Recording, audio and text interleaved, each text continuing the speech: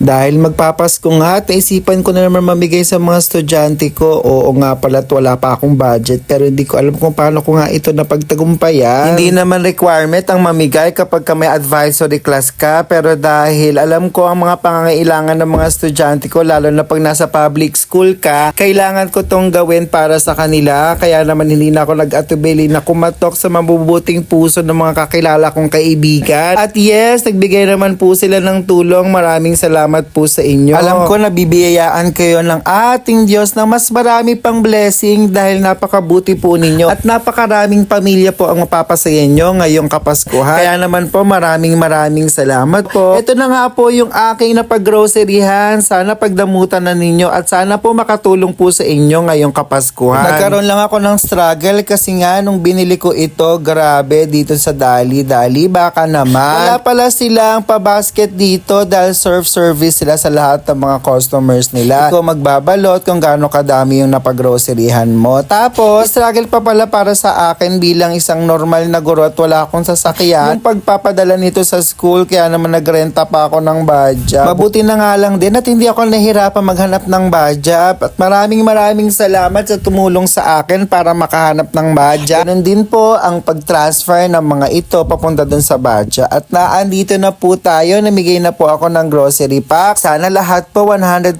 ang mga estudyante ko ay mabigyan ko na dahil yung iba hindi po nagpunta, di ko po alam kung nasa na po sila, di po sila nagparamdam. Pero ganun pa man, kahit wala sila, nagpaabot pa rin po tayo ng grocery at pinasuyo na lang po natin sa mga classmates nila. Nakalapit lang din po nila. Grabe kung makikita nyo lang po yung kanilang mukha, napakasaya po nila at napakasaya rin po ng puso ko. Maraming salamat po at kahit kapano taon-taon hindi po tayo nawawala, nakakahingi po tayo ng tulong sa mga kaibigan po nating may mabubuting loob at may mga kakayanan. Sana po magpatuloy pa po ang inyong pagtulong sa iba. Maraming salamat po. Kung makikita nyo lang po yung kanilang mga muka, sobrang saya po nila kahit papaano po, kahit sa kaunting paraan nakatulong po tayo sa kanila. Sa lahat po na nakapanood po nito, sana po ma-share po natin ang video na to para makarating po sa mga may mga malalaking blessing po at makatulong po sa atin. Opo, kada taon po nagagawa po tayo ng gift giving sa mga estudyante po natin. Sa ngayon po, para lamang po sa mga advisory class ko, pero sana po dumating ang panahon buong San Juan National High School po ay mabigyan po natin. Dahil alam ko po ang iba sa kanila, mga magulang po nila ay wala pong kakayahang makapag-grocery at makapaghanda ngayong Kapaskuhan. Kaya naman po, ginagawa po natin ang ganitong programa para po kahit papano, kahit kaunti, meron po silang mapagsaluhan. Maraming salamat po ulit. Walang hanggang pasasalamat ang ibibigay po natin sa kanila. At sana po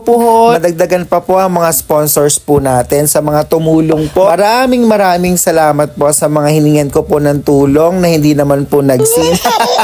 Joke lang po. Okay lang po yon. Sana po sa susunod makatulong po tayo. Maraming salamat po. At sana po i-bless pa po kayo ni Lord dahil napakasaya po ng mga batang ito. Bali po 25 families po ang napasaya po natin ngayong Kapaskuhan. Kaya naman po, alam ko po, ang balik po ni Lord sa inyo ay liglig at umaapaw po. Kaya naman po, eto po at binabigay na po natin sa kanila yung mga grocery packs. Mababait po itong mga batang ito at alam ko po yung mga magulang po nila nagpapasalamat din po ng sobra sa inyo. Kaya naman po, mula po sa akin, ako po, maraming salamat din po sa inyo at sana po sa mga susunod na taon po ay mabigay pa po natin to sa kanila. Yun lamang po, maraming salamat po. Paalam!